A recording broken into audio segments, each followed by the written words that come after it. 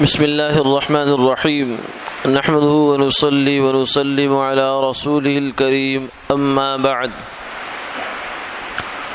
قال النبي صلى الله عليه وسلم لا تزال طائفة من أمتي يقاتلون على الحق ظاهرين حتى ينزل عيسى بن مريم فيقول أميرهم تعال وصلي فقال فليؤم بعضكم بعضا تكريمة لهذه الأمة أو كما قال عليه الصلاة والسلام۔ حضور نبی کریم صلی اللہ علیہ وسلم نے ارشاد فرمایا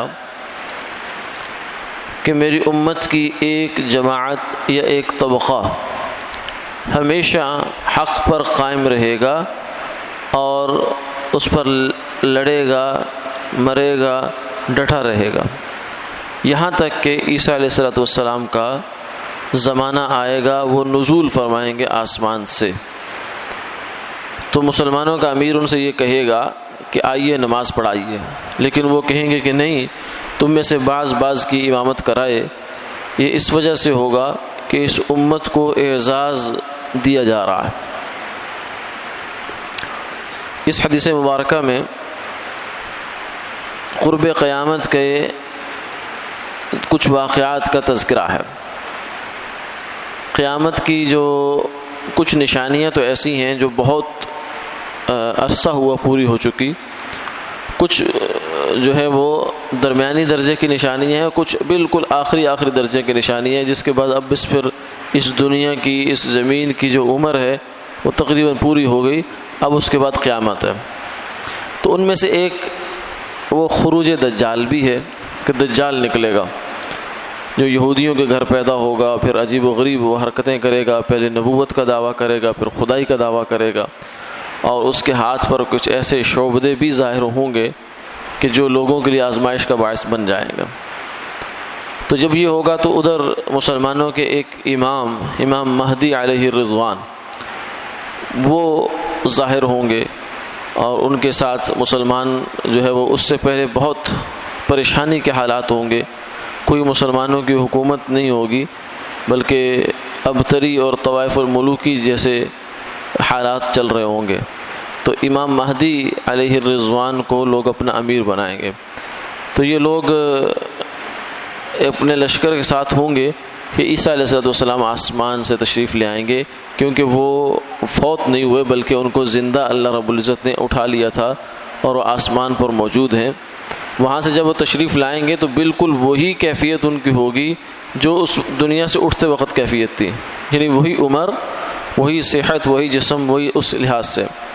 تو عیسیٰ علیہ السلام جب دنیا میں تشریف لائیں گے تو امام مہدی علیہ الرضوان پیچھے ہٹیں گے، تو وہ کہیں گے کہ نہیں، آپ ہی امامت کرائیں۔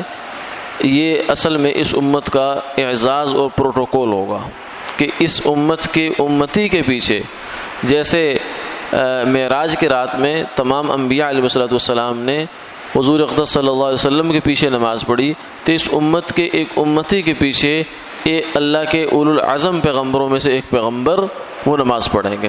تو یہ اللہ تعالیٰ اس امت کو اعزاز عطا فرمائیں گے۔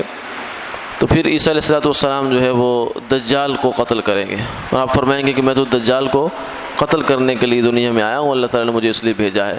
تو عیسیٰ علیہ السلام کا دنیا میں تشریف لانا اور اس طریقے سے جو ہے وہ ان کا امامت کروانا یا امامت کے لیے آگے آنا، تو یہ سارے واقعات یہ حضور صلی اللہ علیہ وسلم کی ختم نبوت کی دلیل ہے۔ یعنی آپ صلی اللہ علیہ وسلم جیسے زمانے کے اعتبار سے سب سے آخری نبی ہیں، ایسے ہی آپ کا مقام اور مرتبہ کے اعتبار سے بھی آپ آخری نبی ہیں، آپ سے اوپر کوئی نبی ہو ہی نہ سکتا۔ اس لیے آپ نے فرمایا کہ لو کان موسیٰ حیا، سیدنا عمر رضی اللہ عنہ ایک دفعہ تورات کے اوراق کچھ پڑھ رہے تھے تو آپ نے انتہائی غصے میں فرمایا کہ اگر آج موسیٰ علیہ السلام بھی زندہ ہوتے تو وہ بھی میرا کلمہ پڑھے بغیر ان کو کوئی چارہ نہ ہوتا، چاہے جائے کہ ان کی تورات، خود موسیٰ علیہ السلام صاحب تورات اگر ہوتے تو وہ بھی میرے پیچھے چلتے۔ تو یہ گویا کہ اس کی عملی صورت بنے گی کہ عیسیٰ علیہ السلام تشریف لائیں گے دنیا میں، لیکن وہ اپنی نبوت ان کی نہیں چلائیں گے، بلکہ اسی امت کے یعنی حضور صلی اللہ علیہ وسلم کی شریعت اور دین کے مطابق ہی سارے معاملات اور فیصلے سر انجام دیں گے۔ اپنی نبوت جو اس زمانے میں اللہ تعالیٰ نے جو ان کو دی تھی اور انجیل دی تھی اس کے مطابق وہ عمل نہیں کریں گے۔ کیوں؟ اس لیے کہ جب حضور صلی اللہ علیہ وسلم دنیا میں تشریف لے آئے تو اب پچھلے سارے احکامات سارے ختم ہو گئے۔ جیسے کرنسی نوٹ جب نیا جاری ہو جاتا ہے تو پچھلا نوٹ باوجود ٹھیک ہونے کے وہ ختم ہو جاتا ہے، اب اس کی حیثیت وہ نہیں رہ جاتی۔ تو یہ عیسیٰ علیہ السلام کا نزول یہ ہمارے عقائد میں سے ایک عقیدہ ہے۔ امام مہدی علیہ الرضوان کا خروج بھی ہمارے عقائد میں سے ایک عقیدہ ہے۔ اس کے بارے میں انسان کو معلومات بھی ہونی چاہیے اور اسے یہ سمجھنا چاہیے کہ یہ عقیدے کا حصہ ہے۔ کچھ لوگ سمجھتے ہیں کہ شاید یہ ایک تاریخی واقعہ ہے، لیکن تاریخی واقعہ نہیں ہے۔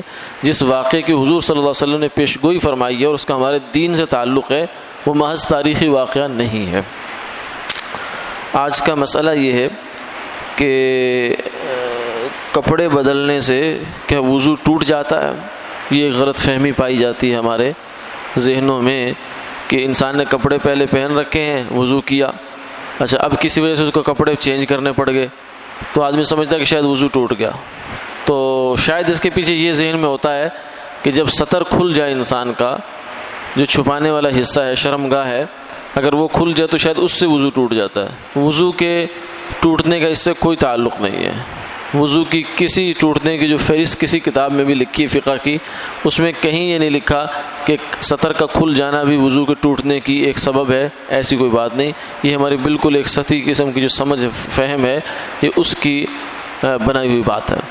اسی طریقے سے احتلام کے بارے میں جب آدمی کو نہانے کی حاجت ہو جاتی ہے مردوں کو، تو اس میں وہ یہ سمجھتے ہیں کہ پورے کپڑے جو ہے نا وہ سارے ناپاک ہو گئے، حالانکہ جتنے جسم کے یا کپڑے کے حصے پر نجاست لگی ہے، گندگی لگی ہے، بس وہ دھو لیا جائے اور اس کے بعد اسی کپڑے کو دوبارہ استعمال کر لیا جائے، اس میں کوئی حرج کی بات نہیں ہے۔ سارا کپڑا ناپاک از خود نہیں ہوتا، بس جتنے حصے میں وہ نجاست لگی ہے اتنا حصہ دھو کر اس کو دوبارہ استعمال کیا جا سکتا ہے۔ وآخر دعوانا الحمدللہ رب العالمین۔